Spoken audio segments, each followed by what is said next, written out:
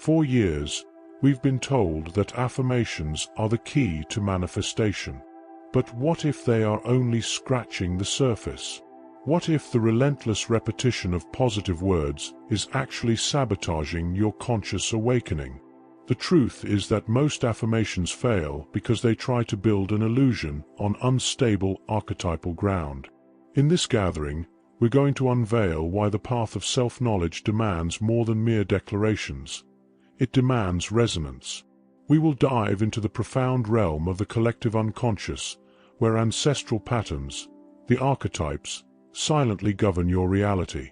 You are about to discover how to transcend superficiality and access the energetic matrix of your soul, achieving an inner transformation that is sustainable, authentic, and unshakable.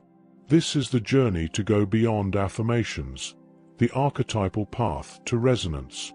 But to embark on this journey, we need to have the courage to look into the mirror, where the cracks of superficial affirmations are revealed. Most of us have found ourselves trying to convince the mirror of a truth that the heart didn't feel. This conflict is the point where the technique of superficial affirmations begins to crack. The central error of shallow affirmations is confusing an external, fleeting desire with the healing of a deep identity. You say, "I am prosperous," but your belief system, which is your true psychic map, vibrates with scarcity. You try to impose an aspirational future onto a present that has not yet been healed. Deep spirituality teaches us that manifestation is not a word-based magic trick, but an energetic alignment. Without presence and alignment, the affirmation is a lie that your being refuses. When you feel internal resistance to affirming something, this is not a sign of lack of faith, but of your subconscious's protective intelligence. It acts as a guardian, preferring the known pain to the leap into the unknown. The mechanical repetition of phrases is perceived as a threat to your psychic integrity. Self-knowledge requires you to stop fighting against this resistance and begin to understand it as a sacred signal. Listening to the soul is more important than blind repetition. When there is no resonance between what is said and what is felt, the affirmation becomes an empty talk that amplifies the inner shadow. By denying the pain or the limiting belief, you don't eliminate it. You push it into the darkness, where it gains more strength. Inner transformation requires the affirming voice of the ego to harmonize with the doubting whisper of the self. Healing begins in the honest recognition of dissonance. It is at this point of recognition that the soul, exhausted by the struggle against its own truth, is assailed by a subtle but profound existential crisis. Following the failure of affirmations, the individual is assailed by a subtle but profound existential crisis. Why do we affirm, "I am rich," or "I am happy," and deep down, feel a pang of cynicism? Because the soul intuits that if the rules of the game, the affirmations, are invented and without root in spiritual truth, they lack meaning in life. This is intimate nihilism, the silent crisis of those who have realized that social conventions and promises of instant wealth do not fill the inner abyss. It is an emptiness that demands authentic meaning. The relentless search for more affirmations, gurus, or self-help techniques is often an escape. The real fear is not of failing, but of looking into the void underneath, the place where the soul is helpless and lonely.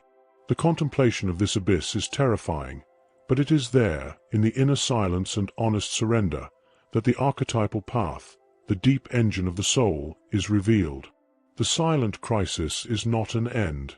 It is an invitation. It calls you to stop being a mere repeater of phrases and to become the alchemist of your own pain. Emotional healing is about transforming the lead of your frustration into the gold of wisdom. Spirituality is not about avoiding pain, but about finding meaning in the midst of it, and it is at this point of brutal honesty that the veil of the archetypes begins to lift. Spirituality is not about avoiding pain, but about finding meaning in the midst of it, and it is at this point of brutal honesty that the veil of the archetypes begins to lift. And to go beyond the limit of the word and frustration, we need to access the language that precedes speech, the language of the archetypes. Carl Jung showed us that archetypes are more than symbols. They are universal patterns, pre-existing forms of intuition and perception. They are inherited psychic structures, primordial energies that shape our experiences and connect us to the collective unconscious. The ancestral wisdom contained within them is accessible, and understanding them is mapping the energetic matrix that governs your life, going beyond superficial consciousness. Archetypes operate on a fundamentally unconscious level, shaping our reactions before the word is formed. Theosophy reminds us of this energetic matrix that sustains reality. A weak affirmation attempts to annul the flow of a dominant archetype. If you carry the victim archetype, no affirmation of power will be sustained, as your basic energy only resonates with helplessness. The inner path demands that you align what you say with the force you are embodying. The turning point is embodiment. The focus shifts from the question, "What do I want to have?" to "What divine and ancestral energy is acting in me now?" The awakening of consciousness is the art of identifying the archetype that dominates the scene of your life. The true power of resonance lies in the energy you are, not in what you try to convince yourself you are. But if our essence is an energy, how do we identify and direct it? The answer lies in recognizing that we are not made up of a single archetype, but of a complex orchestra of energies that interact dynamically. Inner transformation is the art of conducting this orchestra. Your psyche is a field of forces, a council of inner gods. The magician coexists with the hero and the shadow.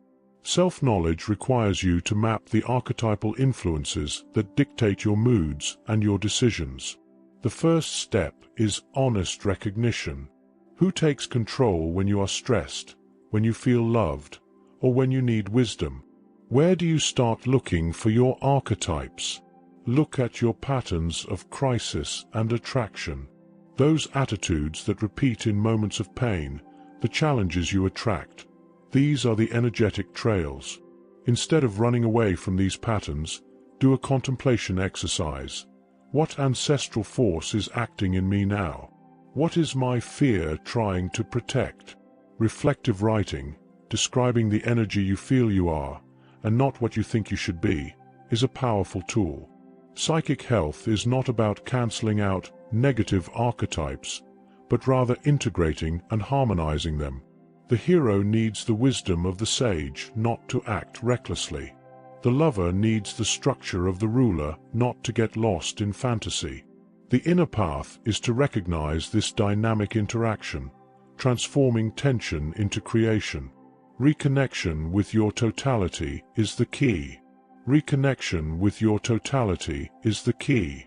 Once we recognize this inner orchestra, we move from theory to experience, because the secret that transcends affirmation lies in embodiment. It's not about what you repeat, it's about what you are.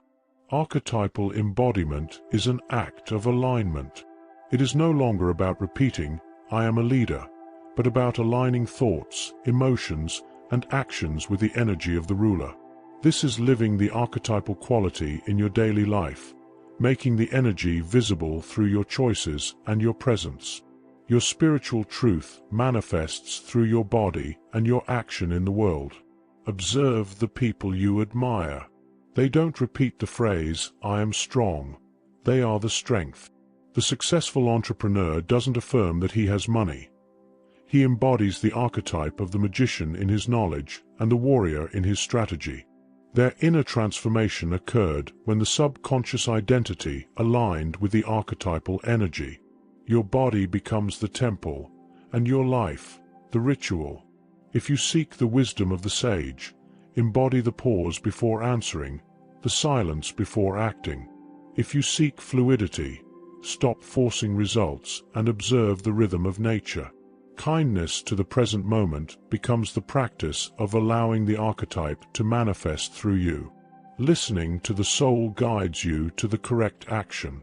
When this alignment becomes your practice, you reap the fruits of intrinsic motivation, because the archetypal path builds a solid foundation for growth that transcends fleeting trends. The result of embodiment is a motivation that does not depend on external validation. Lasting resonance is born from authentic expression and a true alignment with your essence. You no longer seek a reward, but the full manifestation of the self. This is the opposite of superficial personal development, because the foundation of your growth is your unchanging spiritual truth. This path is about building a foundation for sustainable personal growth. The hero's journey requires a commitment to the truth about yourself, even if that truth is uncomfortable. Finding the meaning of life is manifesting your archetypal vocation. Deep spirituality is not about forced happiness, but about meaning, purpose, and unshakable presence. We have arrived at the point of choice. Will you continue in the echo chamber of empty repetition, or will you accept the invitation to deep inner transformation? Close your eyes for an instant, not to visualize a future, but to feel the energy that exists within you now. Let that image become your most powerful affirmation, your being in silent resonance with the universe. What if your true affirmation is not a phrase, but a state of being? If your soul has been touched by this spiritual truth, allow yourself to continue. Subscribe to the channel and activate notifications to walk with us on this road of fertile silence, inner discernment, and authentic alignment. Leave your experience in the comments. I choose resonance. Your sharing is also a seed of healing for other hearts.